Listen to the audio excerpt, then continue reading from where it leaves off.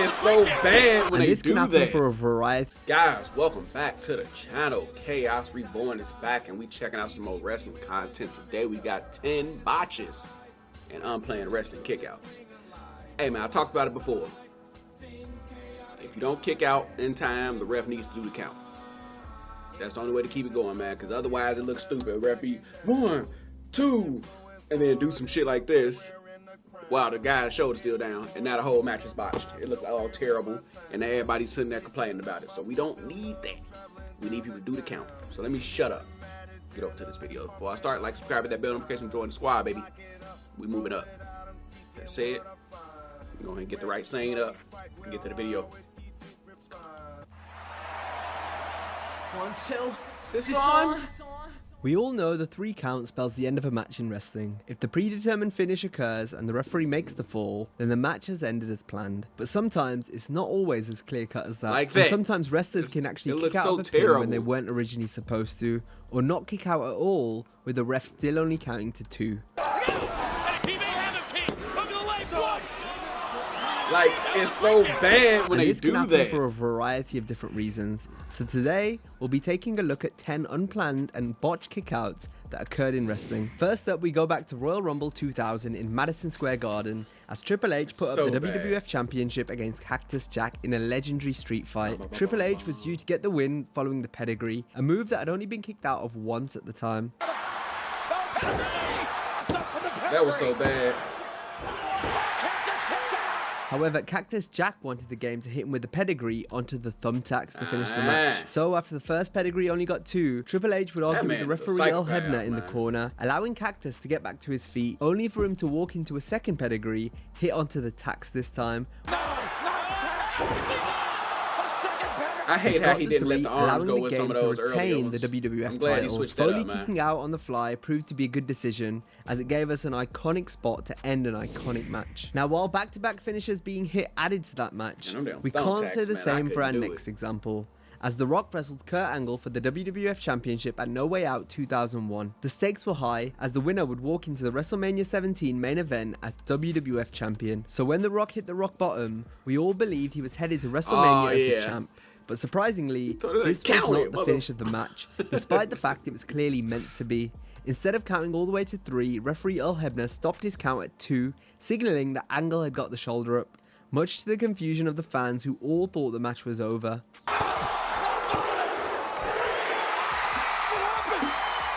Now, even though it wasn't 100% clear to those watching given the camera angle, in reality, Kurt hadn't got his shoulder up. Hebner had messed up thinking Angle was about to kick. You see, I'll do right there. Point. In reality, Kurt hadn't got his shoulder up. Hebner had messed up thinking Angle was about to kick out. So when he didn't, Earl instead acted as if he had. Earl probably thought that was the first rock bottom. I believe we hit a rock bottom earlier in the match, and Earl forgot. So the finish was supposed to be the second rock bottom, and Earl thought the second one was the first. The Rock was pissed. The Rock would then perform a second rock bottom. He picked me up, rock bottomed me, and told Earl, count the motherfucking finish. And Earl would do just that, with The Rock getting the win and winning the WWF title. Both Rock and Angle were upset with the botch finish, but despite this, they still had an excellent match, and the fans went home happy. Now, while Hebner should have known the finish, we can probably forgive the referee in our next example for not counting the fall, given the circumstances, as Chris Jericho took on Neville in a match on Raw in 2016. Early into the match, Neville would injure himself when sliding underneath Jericho. Neville would still manage to execute some moves. Every time I see that, it makes my leg hurt because I got bad knees. Jericho, realizing Neville was hurt, called an audible and looked to immediately end the match with a roll-up. However, referee Charles Robinson was unaware of Neville's injury, so therefore did not count to 3, as this was not the planned finish, despite the fact Neville didn't kick out. Hold on here. Again, Jericho rolling up Neville here, shoulders down. Does he have him? No. Kick out at 2. The ref's decision to not make the pin enraged Jericho, who then began to get in Robinson's face, with Y2J screaming how Neville was hurt. He's hurt! Uh-oh. Oh, no, wow. No need for that. Chris would then get physical with a hard shove, leaving the ref no choice but to call for the bell, with Neville getting the win via disqualification. He doesn't know he's hurt, and he thinks that I'm pushing him and making him look like a bitch. I am starting to push him around like a bitch. We're literally like, fuck you, fuck you, fuck you. This is on Raw, live TV. Neville would ultimately suffer a fractured left ankle which sidelined him for 4 months. The referees may have been the ones to screw up in our last two examples, but our next moment rests on the shoulders of the wrestler my knees as we hurt take a still look at a thinking triple about threat that. match that occurred on SmackDown in late 2016 when Baron Corbin, Dolph Ziggler and WWE Champion AJ Styles wrestled each other with the title on the line. Deep into the match, Ziggler would hit his patented super kick to Styles. Dolph would then go for the cover. The next planned spot was to see Baron Corbin breaking up the pin. However, Corbin would be late getting into the ring, meaning Styles had to get his shoulder up since this wasn't the planned finish. We got a new champ! You gotta be kidding me!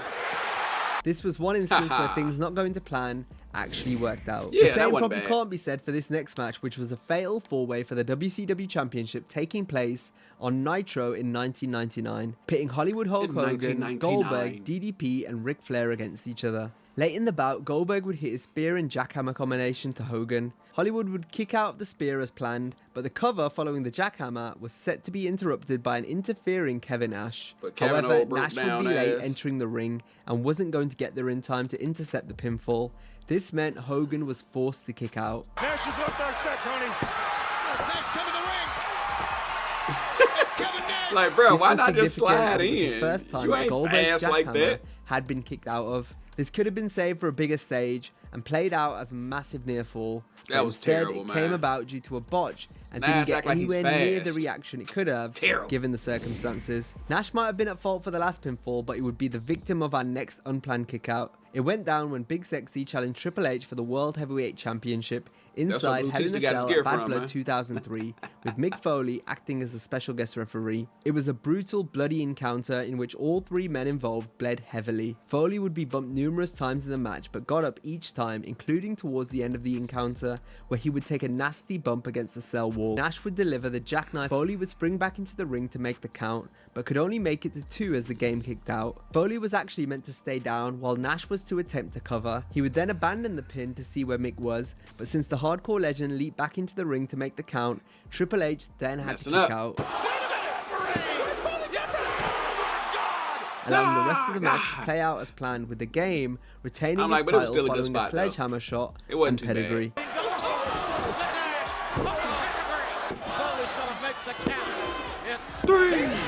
Perhaps Foley jumped the gun, but our next moment is a case of That a boy wrestler Sid. missing their cue altogether. And this happened in the main event of WrestleMania 8 when Psycho Sid battled Hulk First Hogan. bitch. It looked all set to be business as usual for Hogan as he would hit the leg drop onto Sid. Hulk would make the cover, and just when we all thought the ref would slam the mat for 3, Sid powered out, becoming the first person to kick out of Hogan's leg drop in the WWF. It's all over. No, no, no, no.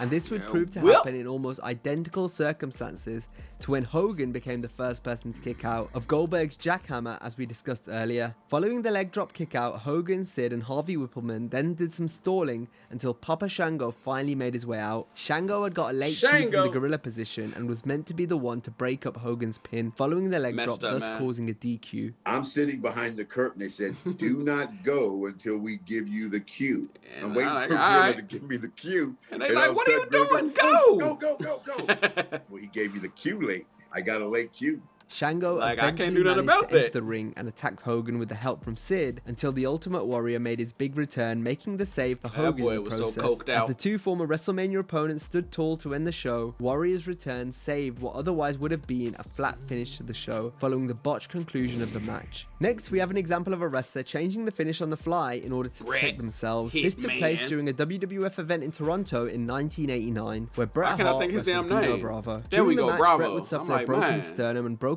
ribs after being knocked from the apron onto the steel guardrail. Bret laid on the floor until Bravo then threw him back into the ring and would go for the cover to seemingly finish the match. hurt. Bret, however, got his foot on the rope and would explain in the Wrestling with Shadows documentary how Bravo was someone the Hitman didn't want to lose to. 1, 2, and I put my foot on the ropes, which was my own dumb move, but I just refused to lose to this guy. Bret instead rolled back out of the ring and took the count out. Man, people gonna say what they want about Bret, but my opinion is Bret's the GOAT. But people say he take it too serious. My thing is, why aren't you taking it serious enough? If you're gonna be a wrestler and you want your craft to be done properly and you want everyone around you to respect you and everything you're doing, why wouldn't you want it to be properly done? You feel me? Like, people say he's too serious, and I'm like, bruh, that's, if you take your shit serious, you take your shit serious. And you got people who, like with Sean, he didn't want to lose to Sean because of how Sean was. And he agreed to drop it the next night. He just didn't want to lose to Sean in Canada. But, you know, we all know how that went down. All I'm saying is, he was a man who knew the business, knew what to do. People just didn't like it. And then the fans, you know how fickle fans, wrestling fans are. They just going to go against whoever it is, who at the time it's the popular person to go at. And that's why people be like, oh, man, Bret Hart's always complaining. I'm like, yeah, you complain too if somebody, you know, you thought of as a father figure did you dirty. You know, and you wouldn't want to put over somebody like Sean, who was a bitch at the time. Everybody knows this. You know, he's better now, but he was a bitch to a lot of people. So why would you? I'm just saying. Dino must have did something he didn't like. Loss, eventually leaving the arena in an ambulance. He stomped me a couple more times, and eventually got myself counted out, and they took me out of there in an ambulance. Here we have another instance of an injury changing the finish of a match. God. And this came when Eddie Guerrero and Perry Saturn made their in-ring debut in the WWF in a match where they were booked to win versus the New Age Outlaws on SmackDown in early 2000. With the match coming to a close, Guerrero was able to hit his signature frog splash, but upon landing, Eddie dislocated his elbow. Now it's unclear as to what exactly was said between Eddie going for the pin until the Road Dogg pulled the referee out of the ring. But what we do know is that Guerrero at some point panicked due to his injury and asked that he be pinned to end the match. And this is exactly what happened with the Road Dogg entering the ring, getting the 3 count, despite not being the legal man. This would change the course of not just this particular episode of SmackDown, but the entire Radical storyline that had just begun. As Eddie and Saturn's planned victory was to set up the main event of the show, where Triple H took on Chris Benoit, and if Benoit win, then all 4 members of the Radicals would earn WWF contracts. But since Guerrero and Saturn lost, the Radicals were now at 0-2 in losses due to X-Pac defeating Dean Malenko earlier in the show, meaning there was no chance of the 4 men winning contracts since they had to win 2 out of 3 matches in order to do so. The taping of SmackDown would be halted for nearly 40 minutes as Vince McMahon and the bookers in the back tried to figure out how they would conclude the show after being dealt with such a curveball. Benoit and Triple H would wrestle their match anyway, with the game getting the win. The Radicals would eventually earn their contracts the next week. Our final unplanned kickout, or lack thereof, comes from SummerSlam 2001, when The Rock fought Booker T for the WCW Championship. With the match in full flow, The Rock managed to hit a DDT and would immediately go for the pin afterwards in what was supposed to be a routine near fall. However, Booker forgot to kick out as he laid there limp on the canvas, but luckily, referee Charles Robinson didn't count to 3, instead stopping at 2 and stating that Booker had got his shoulder up, even though it was clear that he hadn't. That mark was flat. There's an EDT! An EDT! And a near fall.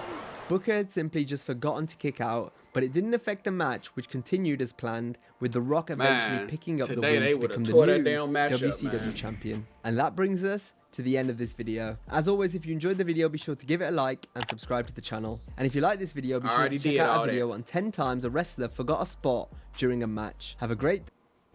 I already did all that. Man. Like I said in the beginning of the video, man, if you're gonna kick out, if you're not gonna kick out, ref needs to count it. I know y'all got y'all matches, y'all got y'all finish, y'all got what y'all supposed to do, but you're not supposed to look incompetent because of somebody else. That's all I'm saying, man. So, great video, though. Shout out to... Why can't I think of the name of the channel now? Wrestling Flashback. I'm like, man, why can't I think of the name of this channel? My mind be gone sometimes. But yeah, man, great video. Shout out. Thank you all for watching. Subscribe to the video. To the channel. Subscribe to the channel. Got a lot more coming your way. It's been a little, things been a little shaky, personally. So I haven't been able to get some stuff out, but I'm trying to get more order going between running a business and doing 2 different YouTube channels, and I'm trying to do all that. I'm gonna put a little more focus on this channel than the other one, though. Yeah, because wrestling is my jam, so put a little more focus over here to get things done. I'm gonna start GMO. I'm gonna start uploading that next week. I'm gonna be on Wednesdays more than likely, or it might be Monday. I don't know, Monday or Wednesday. One of those is gonna be. Get you all to see it when it come up. Still gonna try to get some friends involved somewhere. I got some friends who want to get in, but I don't know, scheduling just be all weird. So I'm trying to get some stuff going. I'm trying to just put a team together so we can just constantly just boom, boom, boom, and just keep stuff flowing for everybody. You feel me? hopefully I get one of the guys on and we can start doing like wrestling quizzes or, you know, all this kind of stuff. You know what I mean? So we'll see what happens. Anyway, thank you all for watching. Chaos out.